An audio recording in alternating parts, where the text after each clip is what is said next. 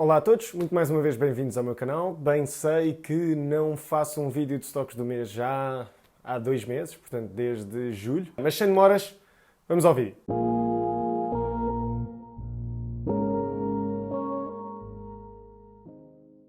Bem, para começar, este não seria o Finanças com JP se não falássemos de gaming stocks.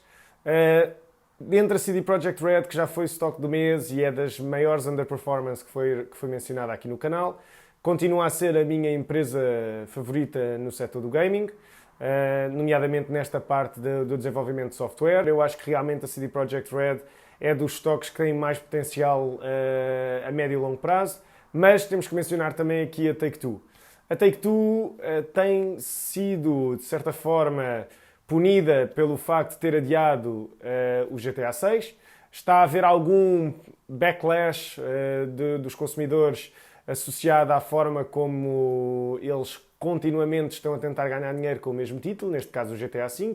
No entanto, nós já vimos isto várias vezes, já vimos isto acontecer com a Ubisoft em 2014, já vimos isto acontecer com a Activision mais recentemente, com a EA, e portanto não é surpresa nenhuma de que este backlash não vai ser nada de especial, pode ter um impacto de curto prazo no preço, mas é importante, do ponto de vista, sendo um investidor, a leitura que deve ser feita de um adiar de títulos como o GTA 6 é que, muito provavelmente, eles até já conseguem estar a desenvolver o GTA 7 e conseguiram, pura e simplesmente, com base naquilo que são as expectativas de vender o full price do GTA V e este bundle com títulos passados por um valor substancial, com margens brutais, porque o jogo já foi totalmente amortizado e desenvolvido há mais de 7 ou 8 anos. E, portanto, o facto de eles conseguirem ter adiado o GTA 6 para 2025 é efetivamente um sinal muito positivo, e assim que nos começarmos a aproximar dessas datas, seja 2023, 2024, e começarmos a ter teasers, eu não tenho a mínima dúvida que o enquadramento de mercado na altura vai ser muito mais benéfico, vão haver muito mais utilizadores, muito mais interesse, muito mais hype, e o stock vai claramente acompanhar isso. Claro que é uma ação para os pacientes. Mencionei no último stock do mês que continuo a achar que o mês de abril, do mês de novembro pode ser um mês complicado para o mercado de ações, por simplesmente porque os Bunny Charm Flows estão um bocadinho opostos nestas 2 semanas, considerando que pré-OPEX e pós-OPEX tivemos uma subida substancial nos mercados e a tendência foi claramente call buying. Há algum prazo, e tendo em conta que a Take-Two está com um beta relativamente baixo em relação ao mercado, pura e simplesmente porque o mercado tem estado a subir e estas ações na área do gaming têm estado estagnadas ou a cair, nomeadamente a Ubisoft caiu substancialmente, a CD Projekt também, a Take-Two também. E, portanto, o beta está relativamente próximo de zero ou negativo para algumas delas e também em função do tempo, do time frame que se usa. Portanto, claramente, acho que tendo em conta o enquadramento de curto prazo que eu penso que pode existir nos mercados, eu preferia estar exposto a estes mercados de beta próximo de zero ou negativo do que propriamente estar exposto a nomes com betas altos. Não é? Portanto, este é o primeiro stock. Basta ir verem os meus vídeos anteriores sobre ações na área do gaming, seja CD Projekt, seja Ubisoft, e vocês vão conseguir perceber qual é que é o racional por trás disto, porque é que estou bullish nestas empresas, em particular small caps versus big caps. Portanto, se eu ponderasse aqui o tal long short ou proxy trading que tenho falado aqui no canal, claramente eu iria long small caps, short big caps na área do gaming. O segundo stock do mês é mais uma vez um trade com a integração. Mais uma vez acho que estamos a entrar relativamente cedo. Lembrem-se da Google no comentário que eu fiz no Facebook associado aos stocks do mês em setembro, se bem me recordo, de 2020. Claramente Google era um trade com a integração, subiu substancialmente num curto espaço de tempo. A seguir tivemos Facebook e mais recentemente tivemos Netflix, que foi mencionado mais de 3 vezes nos stocks do mês, durante um período em que esteve dentro de um range a ser transacionada, na ordem dos 500, 520, 530, volta para os 500, 590, 490, e de repente temos então um salto para os 700, uma subida de 40%, e temos as call options que, mais uma vez, para mencionar aqui o Patreon, apanhámos vários unusual volume nos contratos para 600 a dezembro de 2021 e 550 para outubro de 2021. Contratos estes que subiram de cerca de $700 de $700 a $1.000 para cerca de 12, 15 mil dólares. Okay? Não só foram mencionados estes contratos durante esses 3 meses, durante a altura em que os stocks do mês estavam a sair no Discord, foi depois também confirmado com os unusuals. Portanto, a forma como nós usamos estes unusual activity ou unusual options pode ser de formas diferentes para complementar estratégias e visões sobre indústrias, stocks, etc. Vale a pena darem uma vista de olhos. Mais uma vez, tenho o link para o Twitter do Unusual Trading Hunter, vou deixar alguns na descrição abaixo, portanto é gratuito, podem só subscrever e ver que Unusual Activity é que o nosso algoritmo está a apanhar e pode ser que alguns stocks nos vossos portfólios sejam mencionados. Portanto, voltando então aqui à situação da Netflix e à questão da co-integração, a próxima que eu penso que vai co-integrar, e neste momento, depois de um relatório de contas aparentemente negativo, associado a shipping costs mais altos e restrições nas cadeias de valor, é claramente a Amazon.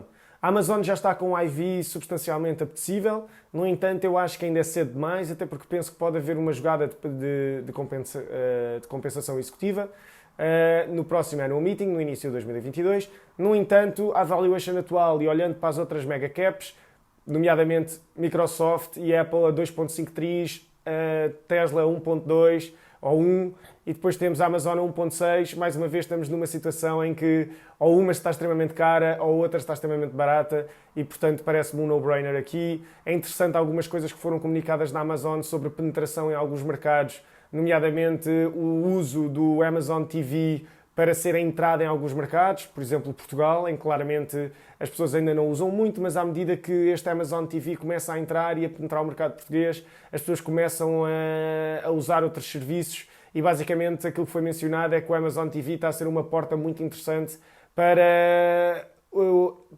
um aumento na penetração de Prime Members em países onde a Amazon ainda não é muito usada, nomeadamente alguns países europeus. Portanto, vale a pena darem uma vista de olhos no relatório de contas. Claramente isto é mais uma vez um trade com integração. Acho que faz imenso sentido. Podem olhar para isto também de uma forma long short. Claro, dá um bocadinho mais trabalho, mas acho que faz sentido. E portanto, é isso. Portanto, se tiverem comentários sobre o stock, deixem-no abaixo para eu ler e responder. Mas claramente a Amazon parece-me, quer dizer, um no-brainer neste momento. Plus, com a integração e a YV em baixo, em valores baixíssimos, na ordem dos 23% a 27% a 3 ou 4 meses. E o último stock, o stock que eu mencionei já há 2 meses atrás e que dizia dizer este mês, é claramente, e muitos de vocês já tinham adivinhado, era a Intel, ok? Mas, atenção, e se vocês fazem parte do Discord, ou seguem aquilo que eu tenho, ou seguem de certa forma aquilo que eu tenho dito em canais públicos de uma forma mais indireta, era que até agora eu tenho estado short Intel e tenho estado à espera que a Intel continuasse a cair de preço, mesmo quando toda a gente achava que a Intel já estava a bater um mínimo de valuations e que não podia cair mais. Eu acho que a Intel faz parte está dentro de, mais uma vez, uma jogada de compensação do CEO, em linha com o que aconteceu com a AMD, por exemplo, ou com a Activision em 2018, mas aqui claramente vocês podem vir ao vídeo dos stocks do mês de maio ou de abril, onde eu falo do plano de compensação da AMD e como o annual meeting podia ser o ponto de inversão do stock. Foi efetivamente o ponto mínimo do stock e seguiu-se de uma subida consistente ao longo dos 2 meses a seguir, durante cerca de 40 e tal, cerca de 70%. Portanto, estamos a falar de $72 por ação para $140 por ação.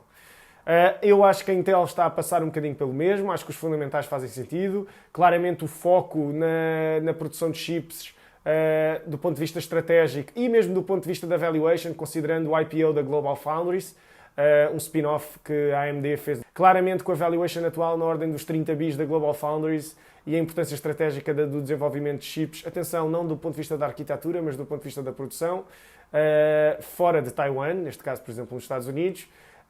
Claramente há boas perspectivas para o mercado. Acho que a guidance, de certa maneira, que foi dada foi um bocadinho sandbagged, portanto, algo que nós normalmente também vemos em planos de compensação da gestão. É interessante que nós vimos exatamente isto na Nike. Vão ver o último relatório de contas da Nike, vão ver a data do annual meeting e vão ver o padrão do stock muito interessante entre o último earnings call, o beat, a guidance, a low guidance, o stock cai, chegamos ao annual meeting, fixas a compensação, o stock dispara. E, entretanto, já vamos outra vez muito próximo dos 170. Entretanto, mais uma vez, foi confirmado com unusuals. Eu, a partir de aparecer aqui no ecrã, alguns dos print screens que eu partilhei do Discord, do Patreon, mais uma vez, para terem uma ideia daquilo que nós identificámos na altura. Portanto, claramente, estes são os 3 stocks do mês. Todos eles com beta relativamente baixo. Claro que a Amazon, dentro das FANG, tem sido aquela que agora está a ficar um bocadinho para trás. mas todas as outras, tanto a Intel como a Take-Two, são stocks com betas relativamente baixos. Outros stocks mencionados aqui no canal com betas baixos e que podem beneficiar do aumento nas taxas de juros são, por exemplo, o setor da brokerage services, portanto, da corretagem. Portanto, a área da corretagem, na minha opinião, também faz sentido. Também gosto de países emergentes, nomeadamente o setor do petróleo, ou as alternativas do ponto de vista estratégico à crise energética que pode estar a acontecer, portanto, o urânio. Algumas empresas no urânio que eu penso que realmente fazem sentido e que ainda conseguem apresentar alguma convexidade na eventualmente da crise energética se continuar a estender.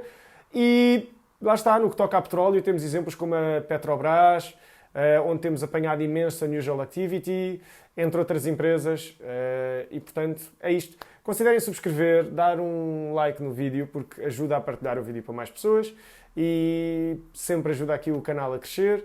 Deixem comentários, porque eu gosto de ler aquilo que vocês partilham, opiniões sobre aquilo que pode ser a nova direção deste canal ou não, se devo, por exemplo, falar em criptos. Eu, em particular, continuo a gostar de criptos. Se quiserem investir nesse tipo de moedas, podem dar uma vista de olhos no link da Binance abaixo para terem um desconto nas transações que fazem na Binance. E pronto, considerem dar uma vista de olhos e vemos no próximo vídeo.